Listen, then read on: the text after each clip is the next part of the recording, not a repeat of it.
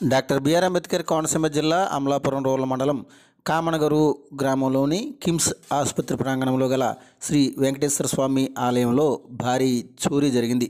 ఉదయం ఆలయం తెరిచేసరికి చోరీ జరిగినట్లు అర్చకులు గుర్తించారు. ఈ విషయమై అమలాపురం తాలూకా పోలీసులకు ఫిర్యాదు చేయడంతో rural CI Veerababu, SI Shekhar Babu సంఘటనా స్థలానికి చేరుకొని చోరీ జరిగిన తీరును పరిశీలించారు.